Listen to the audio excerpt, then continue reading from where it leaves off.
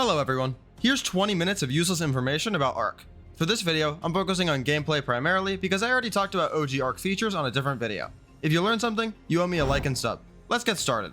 When selecting your character, there actually is a difference between picking a male and a female. The male character has a faster attack speed than the female character, and the female characters have a smaller hitbox than the male characters. If you're ever swimming across a river in the early game and you're getting attacked by piranhas, simply swim up and down slightly, basically bobbing up and down. It makes it so that piranhas just can't damage you. If you have a shoulder pet on you while you're underwater, it actually just won't drown. This is regardless of shoulder pet, so you can bring any of them down there and none of them will die. That being said, if you throw the shoulder pet off your shoulder, it will start drowning naturally. It won't start on 0 oxygen like you might expect. It is actually on full oxygen when you throw it, but it can drown if you don't get it back on your shoulder, so definitely be careful. Another fun fact when you're underwater is that if you have a gas mask on, you can actually see perfectly crystal clear. This is only working if you're in first person though. If you're in third person, the effect doesn't do anything. This effect also applies if you're on the back of a creature. If you're on first person mode while riding the creature and you have a gas mask on, you'll see crystal clear. And if you're in third person while on the back of a creature, it'll be foggy like the normal water looks. Of course, you can also use certain commands to make the water look better, but this is still pretty neat. The Doedicurus actually has a completely different attack pattern for when it's underwater. It has a bite as opposed to its normal tail swing attack, and it actually swims way faster than you'd expect as well, especially considering how slow it is on land. Although the full hazard suit is required to protect you from the radiation on aberration, you're actually able to use just the hazard suit helmet to protect you from both basilisk spit poison and poison wyvern breath. Another fun fact about the hazard suit is that it lasts slightly longer than 30 minutes on primitive if you don't get hit in the radiation zone, but the hazard suit durability plummets if you get hit, even more than other armor sets, so it's basically always a good idea to have extra sets on you. The compass and the GPS items are completely worthless in ASA because of the new map system, and the compass was already useless in Ark Survival Evolved. I don't know why this is even an item in the game. It does nothing. Another item that's completely dysfunctional is the radios. They literally don't work in Ark Survival Evolved at all. They're completely dysfunctional, and the item costs quite a bit as well. Another completely dysfunctional item is the mirror. The mirror starts off strong by not being usable on console or Windows at all. And if you're on Steam and you're lucky enough to see the distorted images the mirror puts out, you better be on epic post-processing because you won't be able to see it if you aren't.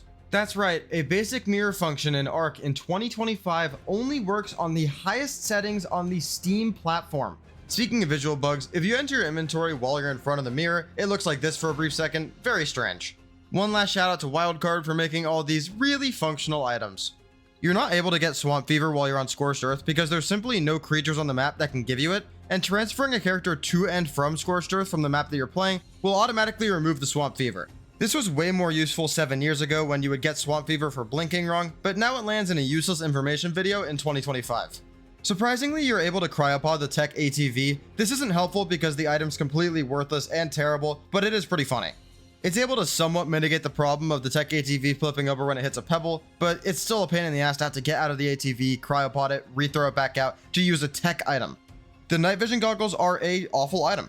They look terrible, they're way too bright, it completely blinds me when I'm using them. Just use the gamma commands. It's a way easier way to see clearly when you're in the dark, and you don't even have to craft the night vision goggles, which are not super expensive, but why would you craft them when you have commands at your disposal? Just add it to the list of useless items that I talked about during the useless information video. Cloth armor, which is unlocked at level 3, has a higher defense rating than scuba armor that is unlocked at level 81. Scuba armor is the only armor set in the game that's missing a piece to it because it doesn't have any gloves. Every other one of the 11 armor sets in Ark have all 5 armor pieces in their set. A Tuso that's holding an enemy will heal about 250 HP per hit for every attack you do while the creature is grabbed. This is pretty interesting. I think it's the only creature with actual lifesteal besides the Ceratosaurus, so it's pretty cool. Of course, other creatures heal off corpses or just heal themselves like the Daedon or the Snow Owl, but pure lifesteal I believe is exclusive to the Ceratosaurus and the Tuso. Alpha Elite Sichthys are actually extremely weak. You can easily kill it with every semi-decent water mount, and it's literally only dangerous if you're on a raft because they destroy those almost instantly. You're also able to ride regular leads in creative mode after force taming them, which just looks ridiculous. The flare gun in third person can actually stop fall damage, but if you use it in first person, you will die. Another way to not take fall damage is just being unconscious before you fall, or even going unconscious while you're on the fall. It will completely prevent fall damage as well. Another funny way to prevent fall damage inside of Ark is just disconnecting really close to the ground while you're in single player. You do have to time this one a little bit more precisely than the other two, because if you reconnect too soon, you'll actually be able to build back up the momentum that you lost when you disconnected and reconnected because you're still falling for a far distance. You can disconnect multiple times as well if you missed the timing the first time. So yeah, this is just another way to not die of fall damage. Another way to avoid dying of fall damage is having around 450 HP or more, because fall damage actually has a hard cap amount that it can do to you at around 420 HP, which does not ever go up. You can jump from the top of Ab to the bottom of Ab, and you will take 420 damage with no armor. For the exact numbers, it's 440 HP to survive any fall in the game, and 470 HP to never be crippled after a fall, which means you won't be in the broken bone stage where you can't run after the fall. You're able to fly around on a manta if you jump out of the water, pause the game, then type the command fly in. This is very glitchy at high speeds and doesn't work with other underwater creatures, including the Zifactinus, even though that it can exit the water itself. If you dismount the manta while you're flying on it though, you will die instantly, so you probably shouldn't bring your favorite manta. One last thing I should note for this is that it only works in single player. Mejoberries actually can take longer to do certain tames than the other berries in the game, which is extremely strange because the Mejoberry is the best berry for taming. I'm not sure why this is the case, but when I ran into it, I just thought it was super strange and I had to bring it up. There's actually an item in the game called Super Test Meat, which is not accessible by any means except for the command GFI Super Test Meat 100, and this meat will instantly tame any creature in the game, whether they eat meat or not. The description on the Super Test Meat is also pretty funny. If you kill any fish with a spear, it will be auto-dragged once you kill it, and this can actually get you killed in certain instances. The Hesperornis does 100 million damage to fish. Obviously, it always had the instant kill fish feature, but the 100 million damage number is wild. He really, really hates fish. No, motor does not count as a fish. I checked. Eating a golden Hesperornis egg grants 150 food, 80 stamina, and 80 health. You can tame a leech with a fish basket, and the tamed leech does literally nothing. Icties can be collected in a fish basket for some reason. This is ridiculous. It shouldn't be a thing. How is an Ictie fitting into a fish basket? Holding a fishnet makes your footsteps silent at any speed of travel. I'm almost certain this is a bug, but it's been in the game for years. Thanks, wildcard. Also, holding the fishnet while you're on the back of a creature will not make the creature silent. Shooting a grenade will cause it to explode, which is awesome. You bet that I'm playing clay pigeons the next time I log on the game. A flare gun can actually redirect a homing missile if it's fired near the homing missile while it's traveling in the air. I don't think there's any applications to this, but it is cool. A plant species Z grenade will actually make a creature that's stuck in a bear trap get unstuck immediately. You do need to throw the Z nade at the bear trap specifically though, so you do have to dismount, go down off the creature, throw the Z grenade at the feet of the creature, and then go back onto the creature, so it does take a while. In something like PvP, this would just be too slow. The vessel was a scorched earth item that was made to store preserving salt and is an item that I have never used in all of my years playing the game. It also has 6,250 health, and for context, that is 3 times more than a large storage box, so it is pretty tanky. In terms of appearance though, this thing really shouldn't be 3 times tankier than a storage box, so it is a little strange. The bookshelf is an item that can only store blueprints, notes, recipes, and specimen implants for some reason. It also has a whopping 100 slots. In Ark, you're not allowed to place structures near enemy player structures just so it isn't unfair when you're attacking in PvP, with the exception of the standing torch, which can be placed absolutely anywhere you want. If you have crop plots inside of a tech force field, crops won't grow because the force field blocks the rain from hitting the plots. I'm almost certain that the MDSM from the mech, which is the shield module, also blocks the rain. What's interesting though is that these two items do block the rain, but ceilings that are right on top of crop plots do not block the rain. You can shoot a grappling hook at a wild mantis to drag it around anywhere you want to bring it, which doesn't work on most wild creatures. You can actually tame a mantis and the other cave creatures on Extinction Ascended by going into this portion of the desert cave. In this small area, the cave creatures that spawn here are tameable. The mantis is definitely the best creature for farming element veins on Extinction, so taming one could be worth it. It's just so finicky to actually get one to spawn in the area you need it in that it's probably not worth it. I think the Phoenix is the perfect type of creature to talk about in a useless information video because it's so rare and the use cases are so niche that it's kind of useless. I'll go over all of them here quickly just because I find them interesting. First is the smelting ability. The Phoenix's smelting ability basically works as a refining forge or industrial forge, and the rate at which it cooks is comparable to the refining forge but slightly better. The problem with it is that the weight reduction is just not good enough, and the pure weight stat on the Phoenix is also not good enough for this to be a mobile refining forge. You basically have to leave it in your base, bring metal back, and use it as an extra forge. It's really not super helpful. The Phoenix also has a speed mode, but is still significantly slower than things like the Griffin, Snow Owl, and Manic Armor, so you wouldn't use it for speed necessarily either. Another feature the Phoenix has is that it poops out pearls. It poops out 15 silica pearls in both games, and poops out 1 black pearl on top of the silica pearls in Ascended. The meta in Ark has always been get the best creature for the job for every task and you basically win, and the Phoenix just simply isn't the best at anything. Sure, it's good at a couple of things, but it's not the best at anything, which is why it's pretty niche and pretty much never used for actual use cases. In Ark Survival Evolved, the Phoenix and the Featherlight had all the same animations except for the fact that the Featherlight could land while the Phoenix couldn't. In Ark Survival Ascended, however, they actually took the Featherlight landing animation and gave it to the Phoenix, which can now land in the new game. The Tapejara and the Tropio Ignatus also share all the same animations, and they actually took it a step further with these two, giving them both the same sound effects as well.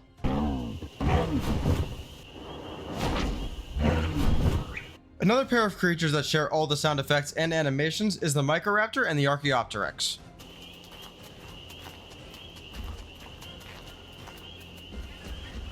The long neck rifle when you're shooting tranq darts and the fabricated sniper rifle when it's silenced also have the exact same audio. When you're using the net gun, the Arthroplura and the Titanoboa are the only two creatures in the game that can get hit by it and are also not fully immobilized by it. They're just incapable of attacking while netted. They have the exact same movement speed and everything else. You're able to drag a torch onto your saddles in your inventory before you equip the saddle, and this will actually make the saddle have a torch on it while you're riding around. This is pretty immersive when it comes to the lighting, but yet again, gamma is the most effective way to see clearly overnight. The Dimetrodon temperature resistance effect is improved by upgrading the melee stat. This works excellently as an alternative to air conditioners. It's just annoying to get the Dimetrodons early in the game because they spawn near the swamps, so getting Dimetrodons can be a bit of a pain in the ass. The whip has a 40% chance to actually work. Obviously, it always works for farming or relocating encumbered tames, but if you're trying to whip somebody to get them to drop a weapon, it has a 40% chance to work. The Diplodocus can actually be tamed by both knockout and passive tame. It's the only creature in the game, I think, that can be tamed with these two methods. The raft can actually be used on top of lava fully effectively. This makes absolutely no sense, obviously, because the raft is made out of wood, but in a world full of tameable dinosaurs, it may not be the craziest thing going on. One actual kind of use case for this in Ark is if you're on top of the volcano ready to go into the tech cave, you can actually prep your creatures outside by placing rafts on top of the lava to make sure that your creatures don't fly into the lava and die right before you start the thing. This is actually kind of convenient here, but in any other use case, this is just so niche. The Mosasaurus is the only creature in Ark history that got a tech variant skin on it, which didn't ever become a tech creature in the future. I'm still pissed off about this to this day. A tech Mosa in the game would be so awesome. If you use angler gel on a torch, it actually makes it illuminate in a light blue color, and it does change the lighting pattern as well, which is pretty cool. The angler gel can only go onto standing torches, so it doesn't work for the tip earlier in the video where I talked about torches going onto saddles, unfortunately, but you can still put blue torches wherever you want around your base if you want them, and I think they look way better than normal standing torches. Another little cosmetic thing you're able to do is you can actually paint over boss flags to change their color. I personally don't like this because I think it takes away from the boss flag colors, which are pretty iconic to the bosses, but you're able to do it if you want to. Another thing to note here is that these boss flags, when they're painted, do look pretty underbaked, so I'm actually not sure if Wildcard intended for this to be available to the player, but it does look weird. The max level to achieve in Ark is level 205. To get to this level, you have to collect every Explorer note, every runestone from Fjordur, get 5 levels onto a Chibi, and beat every alpha final boss from every story map except for Extinction.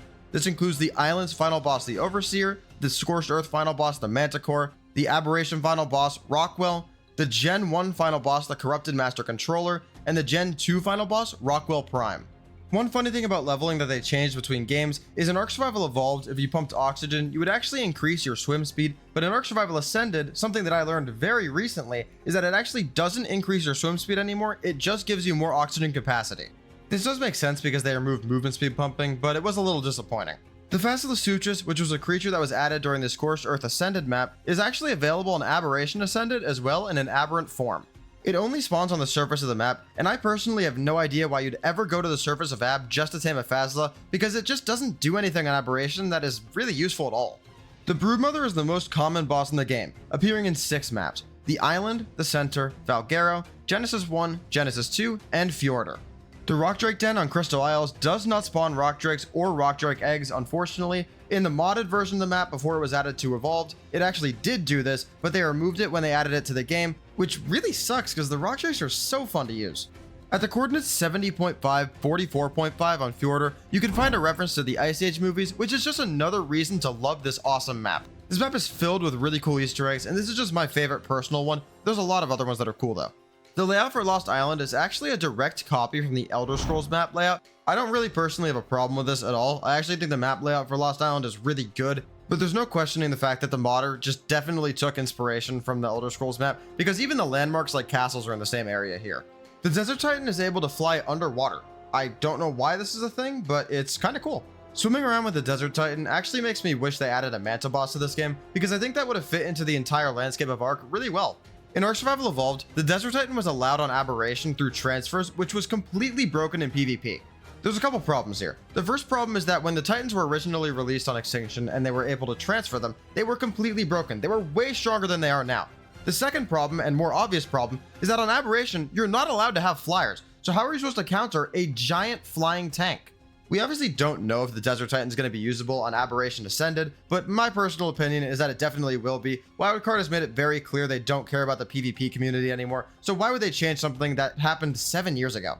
Speaking of 7 years ago, from 2017 to 2023, 0 creatures were added to the base maps of Ark. DLCs obviously added a lot of new content, but they never expanded on the basic dino cast. For reference, the creature that was added before the Karcha, who broke the 6-year streak, was the Otter. Between the Otter and the Karcha, 0 base game creatures were added in Ark Evolved. That is crazy to think about. Speaking of the Karcha, it actually never won a community vote. It placed second so many times that Wildcard just decided to add it anyway. Another weird thing about the Karcha is that it drops Giganotosaurus hearts. They are in the same tree of species, so it kind of makes sense to me, but it is strange compared to the other tributes that work like this, like the sauropod vertebrae, because there's no actual creature named the sauropod in the game, while there is an actual creature named the Giganotosaurus in the game. Speaking of sauropods, the Bronto is equipped with 2 attacks that do the exact same damage and area of effect. The left click attack will go in the direction that you're looking, and the right click attack will always swing the tail to the left. There's 2 weird things about the Overseer. The first is that it's the only boss in Ark that doesn't drop a trophy head, and the second is that in the Ark Survival Evolved Overseer dungeon, the hologram for the Megapithecus is glitched out entirely.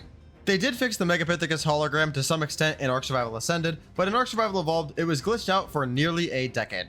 There's 2 types of polar bears in Ark, the dire polar bear and the normal polar bear. They both behave the exact same way, and it just depends on the map that you're on with which one you're going to see.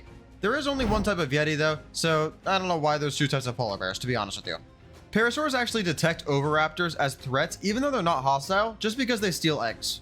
Speaking of oviraptors, they're able to steal wyvern eggs without taking aggro from the wyverns, which can be useful, but was nerfed in Ark Survival Ascended with the new range that was placed upon it. In Ark Survival Evolved, it was really ridiculous though. There's 2 creatures in Ark that lay eggs that have different species names than the normal creature that actually laid the egg. These 2 are the Morellatops and the Carbonemus. Morellatops eggs are called Camelsaurus eggs, and Carbonemus eggs are called turtle eggs. If you consume beer near a Bloodstalker, it will change the Bloodstalker's name to something completely random. This is super goofy. I only found this when I was searching for things for this video, and I never knew about it, but it does actually work. The name only changes for tamed Bloodstalkers, and on screen now you can see the list of goofy names that it can change to. All of these are really funny. I had a really good laugh going through these. Bloodstalkers also mimic certain emotes when you're on the back of them. For example, the taunt emote and the thank emote both have pretty funny animations.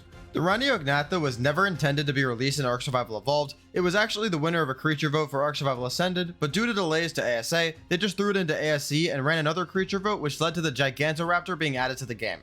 Another thing that's crazy about the Rhyniognatha is that it can carry cloning chambers, which is just absurd. I mean, looking at this is ridiculous. I didn't even know creatures could carry structures. Whatever. Cloning chambers are the most expensive craft in all of Ark, costing 5,500 metal. The Akatina can wear a lot of different hats in the game, but if you equip the Christmas hat specifically, he'll put it on his shell as opposed to his head like the rest of the hats. You're able to change the color of glow sticks by dragging a die on top of the glow stick in your inventory. The white glow sticks are especially effective because they're the brightest. There's 3 obelisks on every story map except Genesis 1. The ones on Extinction don't have terminals below them, and the ones on Genesis 2 are in the Survive the Ark mission. The highest level wild creatures in Ark spawn in the Alpha Tech Cave on the island, where the cap is 620 for these creatures. You're supposed to need to unlock hairstyles in the scissors menu by going through Explore No Unlocks, but you can just select undiscovered styles without seeing the name because they give you a visual representation of what the haircut style looks like anyways. If you're trying to get your Daedon to eat faster so you can heal more of your creatures quickly, just fly out of render and then back into render and it will fill the hunger bar of the Daedon way quicker. This only works in single player though.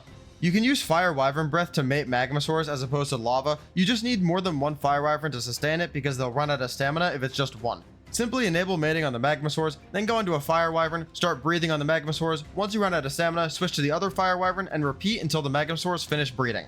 The Mesopithecus poop projectile prevents players from healing with med brews until the debuff ends, which is ridiculously strong. It is really niche though, so I'm going to consider it useless even though it is powerful.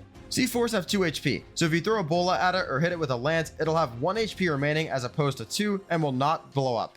The Velonosaur and Ark Survival Ascended specifically cannot damage you if you're on a quarter foundation surrounded by quarter walls. And last but definitely not least, if you cryo Purlovia who is buried, they will not be cryosick when you throw them back out, but if you cryo Purlovia who's not buried, it will obviously be cryosick like any other creature. If this video hits 800 likes, I'll make a video ranking the 20 most useless creatures in Ark. If you want to learn more information about Ark, check out my video on screen now where I talk about a lot of OG features from back in the day. See you there, bye!